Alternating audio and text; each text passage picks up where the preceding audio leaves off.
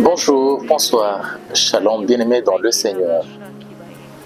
Encore, approche qui vient dans vos maisons.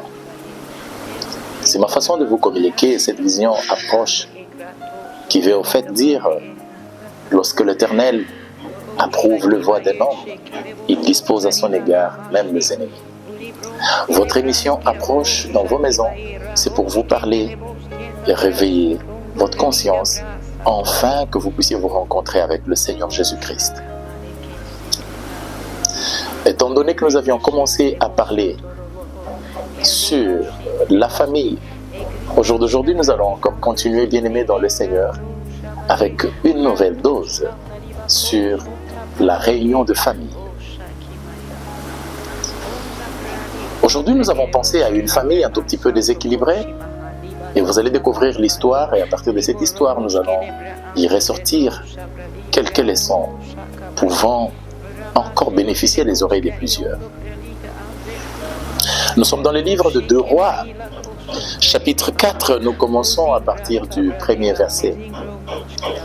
La Bible dit, une femme d'entre les femmes de fils de prophète cria à Élisée en disant, ton serviteur mon mari est mort, et tu sais que ton serviteur craignait l'Éternel. Or le créancier est venu pour prendre mes 2 enfants et en faire ses esclaves. Élisée lui dit, que puis-je faire pour toi? Dis-moi, qu'as-tu à la maison? Elle répondit, ta servante n'a rien du tout à la maison qu'un vase d'huile. Et il dit, va demander au dehors chez tous tes voisins de vases vides et n'en demande pas un petit nombre. Quand tu seras rentré, tu fermeras la porte sur toi et sur tes enfants. Tu verseras dans tous ces vases et tu mettras de côté ce qui seront pleines. Alors elle les quitta et elle ferma la porte sur elle et sur ses enfants. Et il présentait des vases et elle versait parole du Seigneur. Bien-aimés dans le Seigneur, je vous ai dit que la base de toute bénédiction, c'est la famille. Et aujourd'hui, je reviens encore avec une nouvelle dose, encore avec une petite sagesse à pouvoir partager. Je vous présente une famille d'un homme qui craignait le Seigneur, un homme qui avait la crainte avec Dieu. Mais écoutez, malgré la crainte du Seigneur, cet homme avait quand même contracté des dettes. Je voudrais comprendre bien. Donc on peut servir Dieu en ayant des faiblesses? Je réponds oui. Je peux un tout petit peu exagérer? Personne ne peut servir Dieu sans passer par l'école du diable. Ça veut dire que tous ces gens que vous voyez aujourd'hui servir le Seigneur, c'est après s'être rendu compte que ce qu'ils avaient fait était mal, ont pu faire le choix de venir servir le Seigneur. Alors ne soyez pas là à vous torturer, à trop vous juger, croire que servir Dieu, c'est ipso facto vivre au ciel. Non, bien-aimé. Alors je vous présente un homme qui craignait le Seigneur, qui avait une famille composée de 2 enfants. Sa femme et lui-même, craignant le Seigneur, mais il est parti contracter une dette. Vous voyez? Et la Bible dit, en contractant la dette, il n'avait pas parlé de cela à sa femme. Cher homme, je nous conseille, bon, si je suis un homme bien sûr, tout ce que vous ferez cacher ne serait pas caché éternellement aux yeux de l'Éternel. Alors, qu'est-ce qui se passe, mes frères, mes sœurs? Je voudrais que vous puissiez écouter au moins ce qui se passe. La Bible dit, la femme a constaté le décès. Et pendant qu'ils étaient en pleine funérailles en train de pleurer, ils ont vu un homme venir. Et ils ont cru que c'était un consolateur. Cependant que l'homme qui venait ne venait pas pour consoler, il venait pour sa dette. Et la personne qui surgit dit, Madame, je suis venu te voir, mes sincères condoléances, mais là, je suis là pour te dire que ton mari avait pris de l'argent auprès de moi. Mais j'ai appris qu'il est décédé. Alors je suis venu pour faire une compensation, j'ai étudié, je trouvais que tu ne pouvais plus rien avoir avec toi. Alors je voudrais que tu me donnes tes enfants pour qu'ils deviennent mes esclaves. Là, ça a un tout petit peu touché à mes sensibilités. Mon mari a contracté des dettes? Oui. Mais tu ne veux pas que je te paye? Non. Et tu veux prendre mes enfants pour qu'ils deviennent tes esclaves? Beaucoup de nos enfants, aujourd'hui, sont en train de payer le prix des dettes que certains parents ont contractées. C'est pourquoi je lève ma main. Au nom de Jésus de Nazareth, ne paye pas la dette contractée par ton père au nom de Jésus. Surtout si c'est la dette de sang. Je te l'interdis et je refuse à ta place.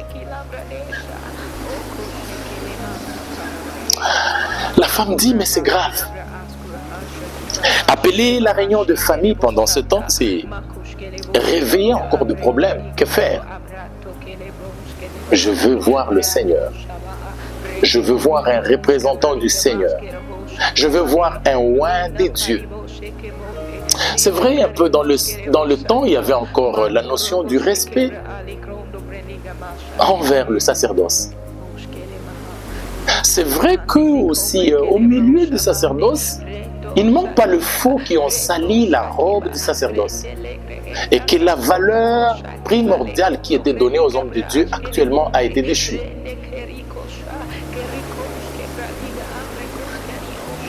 La femme s'est dit, pour ces cas, ces genres de propos, ces genres de problèmes, il faut aller consulter le ciel.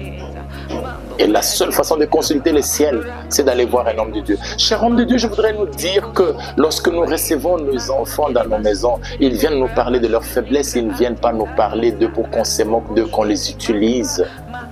N'utilisez pas les enfants qui ont des problèmes, qui viennent vous parler de leurs faiblesses pour commencer à les estorquer, commencer à les escroquer, commencer à les manipuler parce qu'ils sont venus vous parler de leurs faiblesses.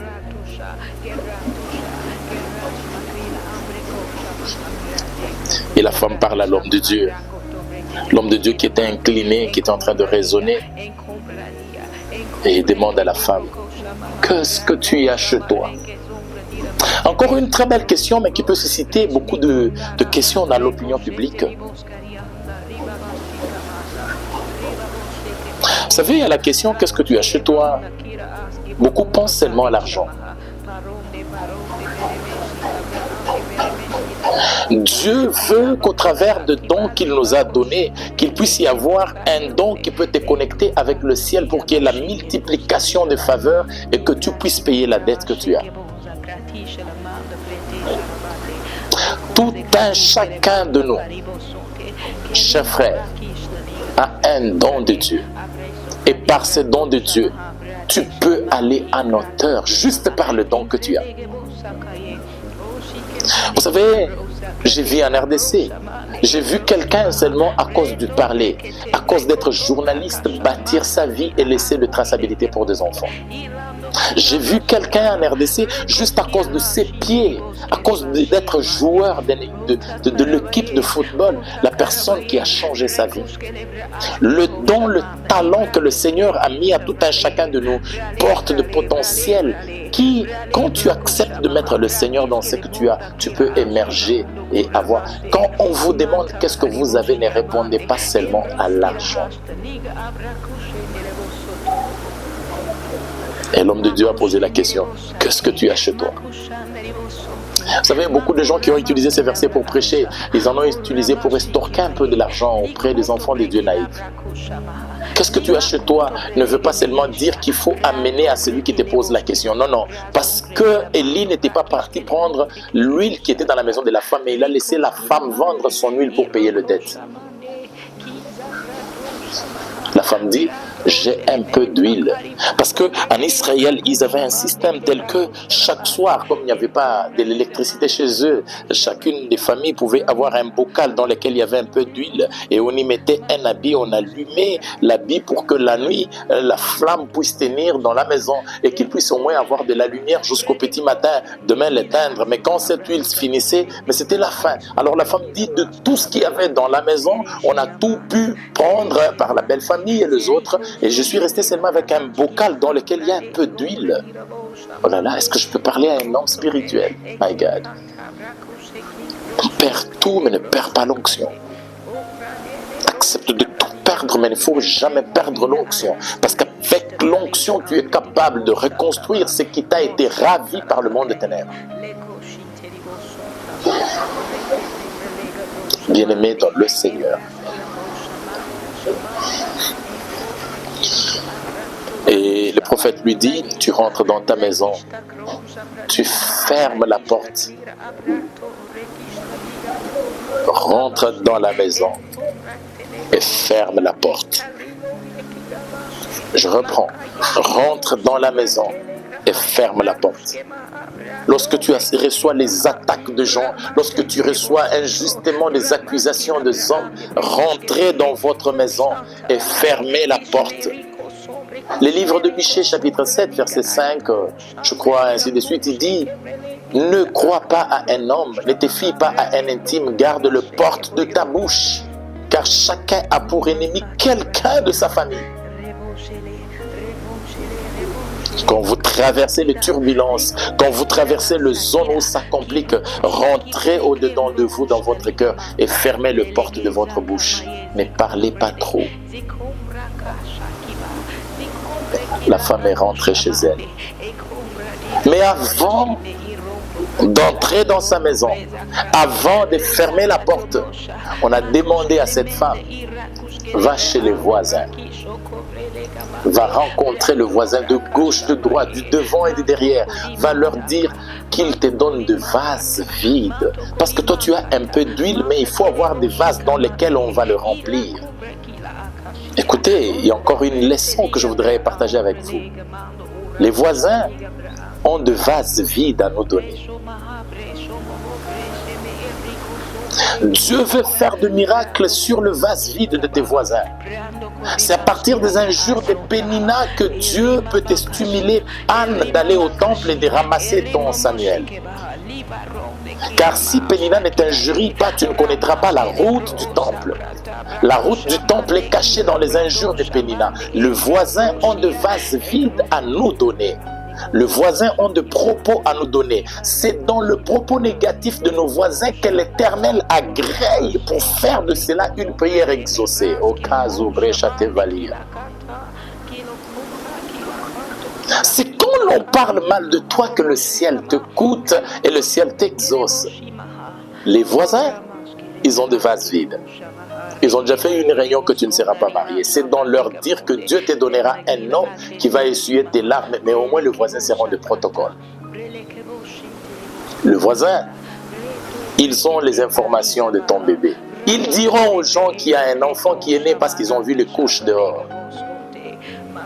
Les voisins n'ont que de vases vides.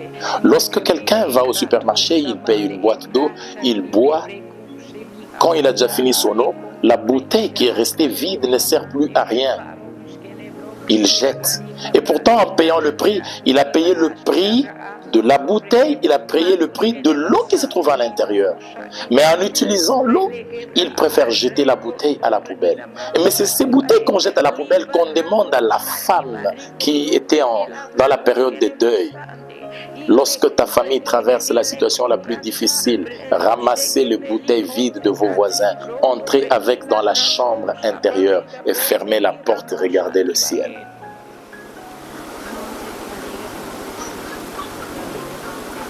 Est-ce que nous sommes ensemble, la famille? Pour terminer, écoutez ce que je vais vous dire. La femme entre dans la maison, il fait entrer ses deux enfants. La Bible dit, ensemble, 2 ou 3 réunis à mon nom, je suis au milieu d'eux.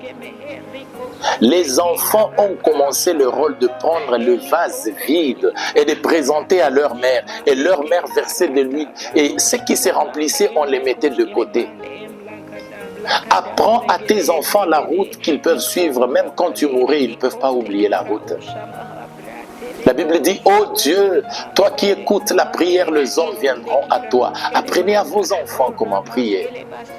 Les enfants étaient dans la maison avec leur mère et les enfants étaient là en train de prendre le vase vide. Les injures qu'on a injuriées leur mère, ils donnaient à leur mère et leur mère remplissait le vase vide des injures et ils mettaient de côté. Donc dans chacune des vases où il y avait des injures, on dit par exemple que votre maison, vous ne payerez pas la voiture. Ils prennent ces bocaux-là, ils mettent, on met l'onction qui payera la voiture, ils payent la voiture et puis ils mettent de côté.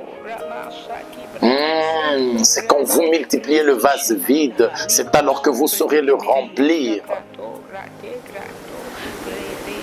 Et ils ont travaillé comme ça tout en fermant la porte de la maison. La prière est forte lorsque la maison est fermée. Ne priez pas pour se faire connaître de voisins que vous êtes en train de prier. Le docteur Matthieu l'a dit, le docteur Marc l'a aussi dit. Vous priez pour que le voisin puisse connaître que vous priez, vous serez récompensé par le voisin. Mais avant que vous ne puissiez prier, entrez dans votre chambre. Votre Père qui est dans le secret connaît ce dont vous avez besoin. Il connaît que vous avez des dettes dans cette famille-là. Il payera. Je prie que toutes les familles de la terre qui ont des dettes de maladies, les maladies incurables sur le plan des familles, les maladies incurables sur le plan des familles, je prie que ces dettes soient payées par l'onction de tous ceux qui ont mal parlé contre vous. Et ils étaient là dans la maison, en train de verser de l'huile. Et en versant, vous pouvez vous rendre compte, ils versaient et on mettait de côté. Aujourd'hui, par cette histoire, je suis venu verser dans la vie de tous ces célibataires-là qui vivent le célibat à cause de dettes de leurs parents. Je verse l'onction de tous ceux qui vous ont injurié. J'y verse de l'huile pour que le jour où vous serez mariés, que vous ne puissiez pas glorifier un homme, mais que vous puissiez glorifier Adonai. Je verse l'onction dans toutes ces femmes-là qui au jour d'aujourd'hui peut-être peuvent se retrouver et ne pas transporter des enfants parce qu'il y a des dettes dans des familles. Les familles de haine, les familles de jalousie, les familles qui créent des problèmes jusqu'au point de priver à quelqu'un de porter les enfants. Je verse l'onction sur base de propos que vous avez dit en secret et en coulisses et que c'est parvenu à nos oreilles. Le voisin nous a amené ces vases vides-là. Nous connaissons ce que vous avez dit en secret, mais nous allons pas répondre à ce que vous avez dit, mais nous allons mettre l'onction de notre prière dans toutes ces vases et ça sera rempli. Et pendant que ça sera rempli, nous le mettrons de côté. Après un temps, nous allons ouvrir la porte pour commencer à sortir avec le vase que vous nous avez donné et aller le vendre auprès de ceux qui vont payer l'onction de ce que nous avons donné. Et nous leur dirons cette fois-là, que au moins ce que vous nous avez donné comme vase vide nous a produit quelque chose et nous avons payé les dettes. C'est comme je vous ai dit, retenez, ma précieuse famille, cet enseignement pour ne pas vous prendre encore de beaucoup de votre temps. Nous allons faire notre prière. Éphésiens chapitre 3 verset 20. Je pense que vous connaissez déjà. Je ne veux pas que vous puissiez toujours oublier ce verset-là. C'est une prière que je vous soumets. Je vous recommande cette prière, ma précieuse famille. Vous y êtes? Éphésiens 3, le 20e verset, le 21e. La Bible déclare, nous prions ensemble. Or, à celui qui peut faire, par la puissance qui agit en nous, infiniment au-delà de tout ce que nous demandons ou pensons, à lui seul soit la gloire, dans l'Église, en Jésus-Christ, dans toutes les générations, pour le siècle de siècles. Amen. Que Dieu vous bénisse.